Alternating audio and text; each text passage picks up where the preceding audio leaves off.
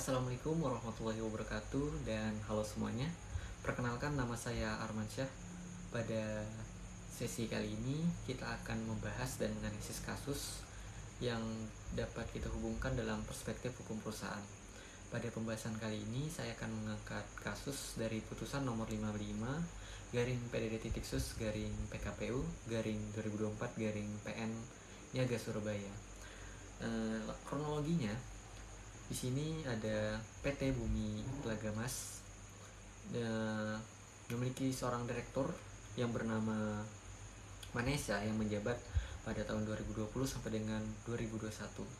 Diketahui bahwa Manesa ini melakukan perjanjian dengan beberapa PT dan juga CV. Yang pertama ada CV Baja Teknik Perkasa, yang kedua ada PT Adikira Putra Mandiri dan PT Surya Makmur Konstruksi. Diketahui juga Manesa ini menjabat sebagai direktur di perusahaan lain, yaitu di direktur perusahaan PT Karang Group.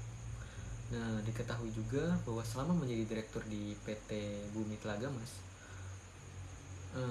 Manesa ini tidak sama sekali melaporkan kegiatan serta keuangan kepada Dewan Komisaris dan juga Dewan RUPS.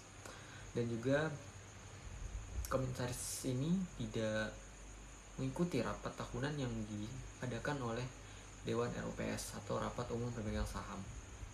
Selama masa jabatannya hingga berakhir, PTBM tidak mengetahui sama sekali perjanjian-perjanjian yang telah dibuat oleh mantan direktur mereka tadi, yaitu Manesa.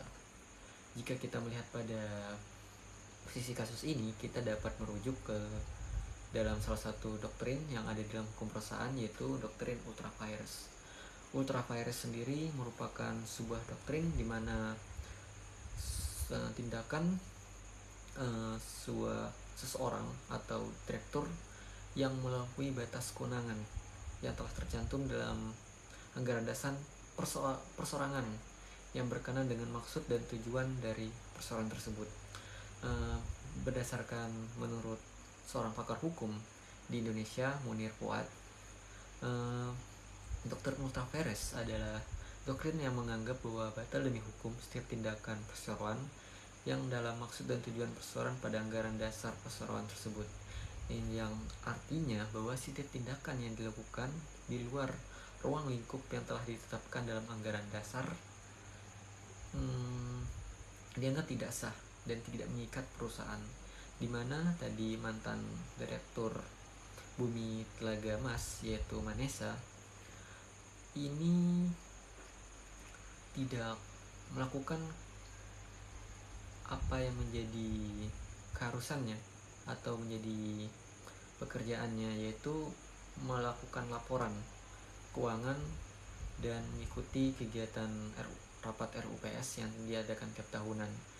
Dan juga dia melakukan tindakan berupa tidak atau melewati batas berupa membuat perjanjian-perjanjian yang tidak ditentukan oleh anggaran dasar sebelumnya. Ini dia melanggar pasal 92 ayat 1 dan pasal 90 ayat 1 dan ayat 2, di mana dia dalam tindakan yang dilakukan di luar kewenangan ini tidak mengikat perseroan tetapi menjadi tanggung jawab pribadi oleh mantan direktur tadi yang melakukan perjanjian. Ini juga bertentangan dengan pasal 97 ayat 3 Undang-Undang PT, yang artinya eks-direksi memiliki batas dalam bertindak dan atas nama untuk kepentingan perseroan.